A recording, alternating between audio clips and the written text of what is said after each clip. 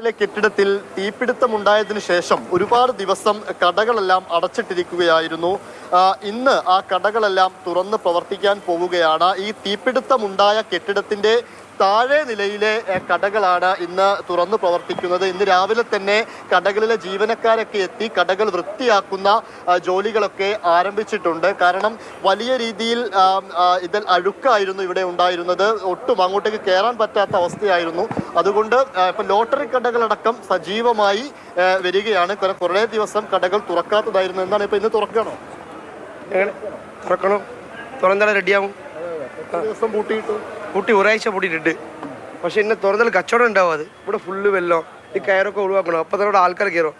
Bus ഇവിടെ വന്നാലും നമുക്ക് ആൾക്കാർ ഇവിടെ കയറും, ഇല്ലെങ്കിൽ കച്ചവടം പോക്കാം. അതാണ് ലോട്ടറി കച്ചവടക്കാരുടെ സങ്കടമാണ് പറഞ്ഞത്. കാരണം ഇത്രയും ദിവസം ലോട്ടറി കട തുറക്കാത്തപ്പോൾ അതിൻ്റെതായ പ്രതിസന്ധി അവർക്കുണ്ട്. പക്ഷേ അപ്പോഴും അവർ പറയുന്ന മറ്റൊരു കാര്യം, ഈ ബസ് സ്റ്റാൻഡിൽ നിറയെ വെള്ളക്കെട്ടാണ്. മഴ പെയ്തതോടുകൂടി ബസ് സ്റ്റാൻഡിൽ മുഴുവനായിട്ട് വെള്ളം നിറയുന്നു. അങ്ങനെ വെള്ളം നിറയുമ്പോൾ ഒരു പക്ഷേ ഈ കടകൾ ലക്ഷ്യമാക്കി എത്തുന്നവർക്ക് ഒരു പക്ഷേ കടകളിലേക്ക് എത്താൻ പറ്റുന്നില്ല.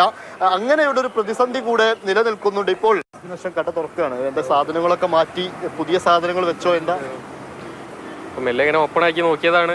അപ്പം എന്തൊക്കെ അന്ന് വൃത്തിയാക്കാനുള്ളതൊക്കെ വൃത്തിയാക്കണം. അത് കഴിഞ്ഞിട്ട് ഇനിയിപ്പോൾ എന്തായാലും കച്ചവടമായി വരാൻ എന്തായാലും ഒരാഴ്ചൻ്റെ പുറത്ത് പിടിക്കും. പിന്നെ കറണ്ടൊന്നും ഇല്ലാത്തതിനോണ്ട് വലിയ ബുദ്ധിമുട്ടാണ്. പിന്നെ മഴ ആയതുകൊണ്ട് കച്ചവടം പിന്നെയും കഴിയും, ഒരാഴ്ചൻ്റെ പുറത്ത് എന്തായാലും കഴിയും. എന്തായാലും കടകൾ തുറന്നു പ്രവർത്തിക്കുന്നു എന്നുള്ളത് ആശ്വാസകരം. ഇനി അങ്ങോട്ട് സജീവമാവണം.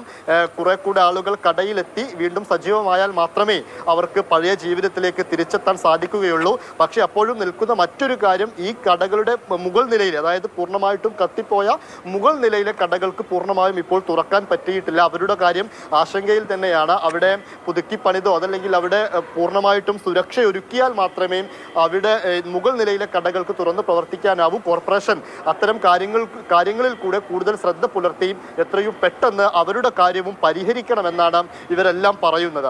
അരുൺ കിഷോറിനൊപ്പം ഇംതിയാസ് കരീം, മാതൃഭൂമി ന്യൂസ്, കോഴിക്കോട്.